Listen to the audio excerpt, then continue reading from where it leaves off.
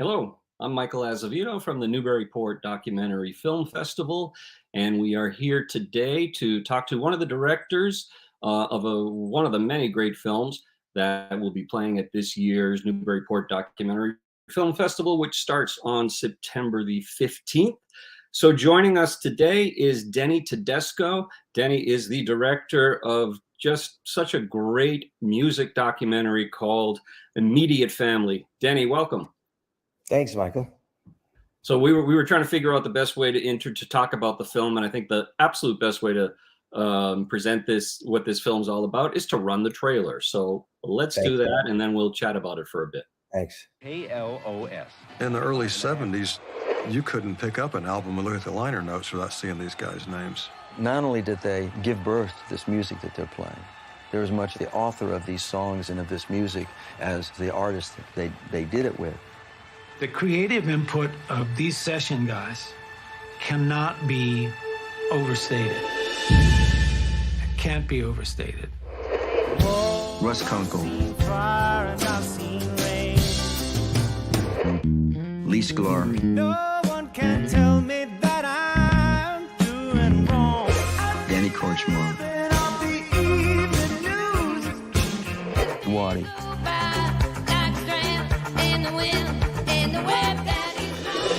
My eyes have seen the years and the slow parade. These guys were Carol's band and James's band.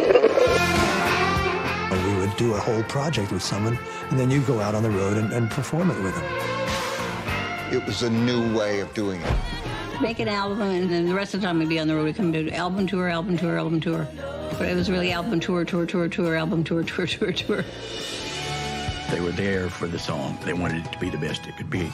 They were just musicians, and they gradually became legendary session musicians. We lived in the moment.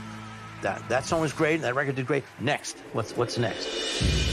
I'd like to raise my hand and say I never thought we'd be this old.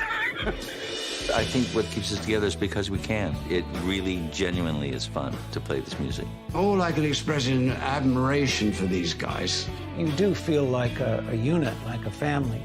These are the people that play it best, and these are my best friends, and so I don't need anybody else.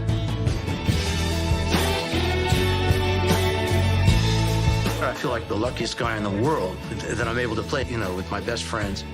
I'm still as happy today as I was in 1970. When you look back in hindsight, I was just happy to be there. I've got a band full of brothers that love me. I'm proud of all of it.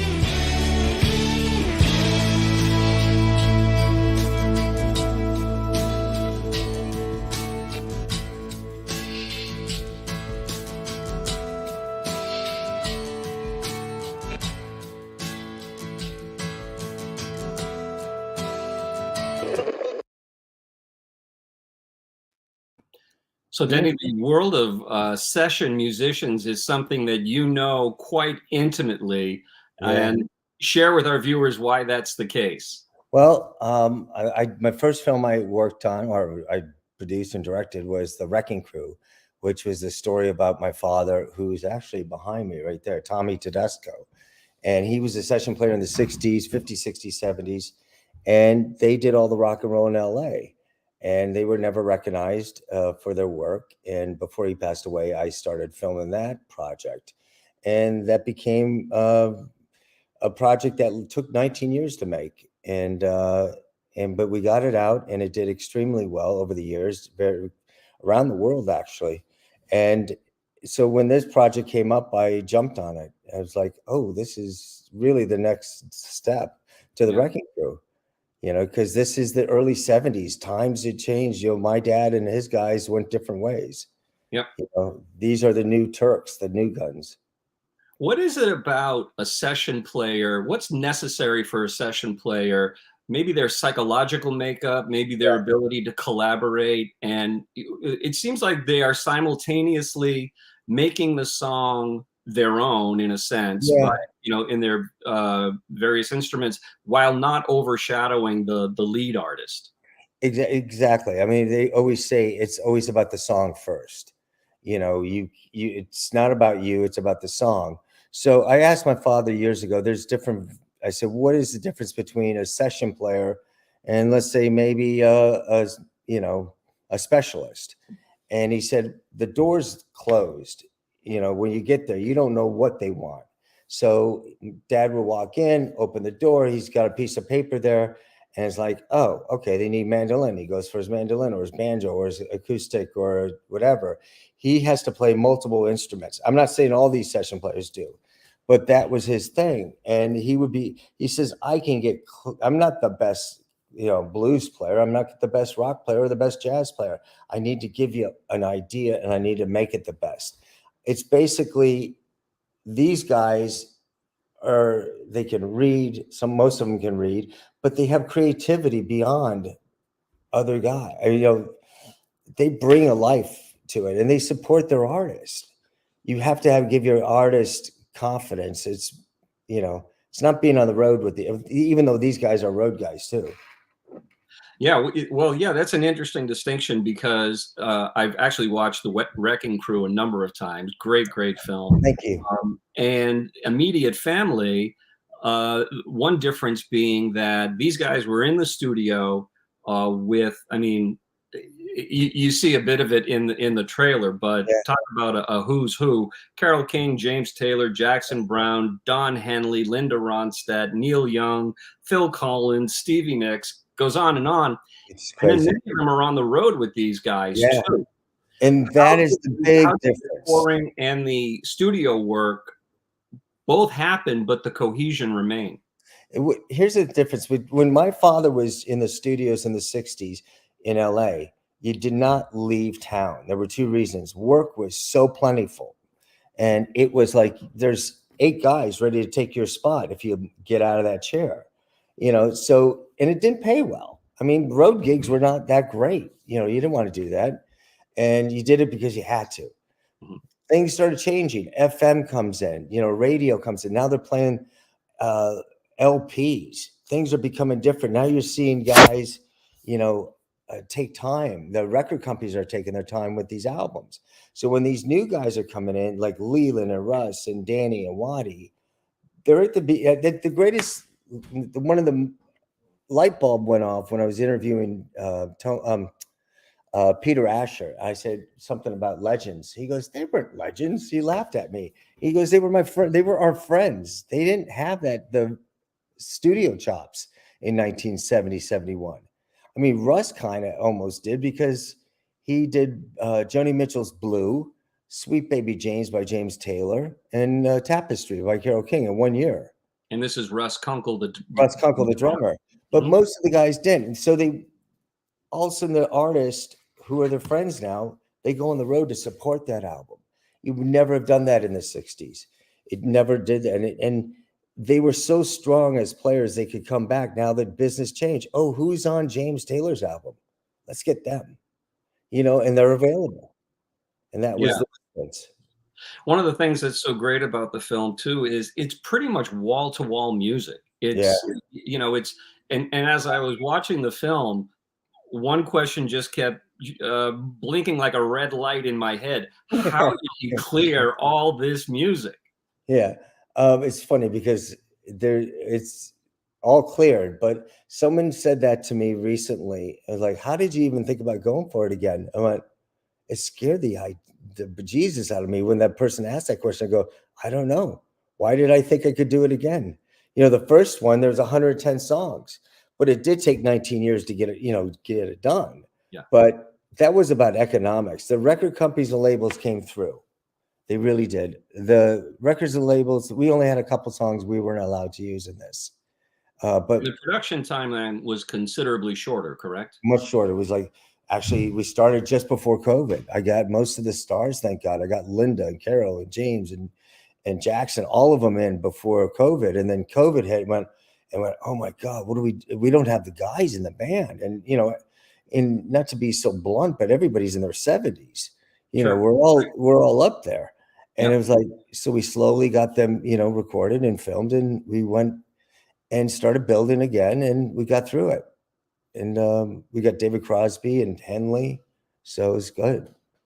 And the Immediate Family, in addition to being the name of the film, the Immediate Family remains a touring rock and roll group, correct? So basically what happened was someone came to Danny and said, hey, we want to put a band together of you and you bring you to Japan. And he goes, and they wanted to name it The Section, which was a band from the 70s that Danny was part of. And Danny said, no, that's not what I'm doing. He goes, call it. And they said, we'll call it, he goes, call it Immediate Family, because we're all brothers. All the guys, they're friends, and, and they were all in town. So they got together, started recording and playing. And then it turned into an actual, a band. So when they're not on tour, with others, like Leland and Russ just got off the road for 3 months with Lyle Lovett. Wattie's on the road as her MD, with Stevie Nicks as her MD. So when they're not doing the money gigs, they're coming back and doing their thing and having fun. What is it that, these guys are associated with that Laurel Canyon, Southern California, 1970s sound? Is it possible to encapsulate what made that sound so unique and pervasive during that period of time? It's so funny. It sounds like a realtor. Location. Right. I've never used that before, but it's true, because there's a difference. It's like New York has a sound. Nashville has a sound. Everybody has their sound. And what's going on with Laurel Canyon, I think, because late 60s, early 70s, everybody's like living. And now if you want to move to Laurel Canyon now, you better have a lot of money. But at the time, you probably didn't have to have a lot of money, and everybody's hanging out. It was, we have we have sunshine all the time. Yeah. So I think people going in and out of houses, in those days, just hanging. That's where, it's funny because David Crosby seems to be the key to all of them in a weird way. They all play with David, even Steve Estelle, who's I call him the young kid. He's 65. He was with David all the way to the last minute. And they all are connected somehow, with these different groups. And the more friendships, that's the thing. Danny didn't play with Jackson until Running on Empty, and he knew Jackson for years. Yeah. So, and it's really fascinating too that they extended. It's not just the 70s. They bring their artistry into the 80s. Expanding who they're playing with. Lee Sklar being instrumental, no pun intended, in his contributions to Phil Collins' efforts. Huge. I mean, and then like I said, they're still working. That's the other big difference between my father, his group of musicians, and these guys. I think because of longevity, listen, Don Randy still plays. He's still 86 and he still plays at the club around the country. But these guys never stopped playing in rock group, on the road. I think that brought longevity. Certain guys were not going to go on the road. My dad never went on the road. He just went into film and TV. So, I think that's what it was, is keeping young and just playing. And playing with younger. You grew up listening to these songs, or you heard them through osmosis, driving around with your parents or listening to soundtracks.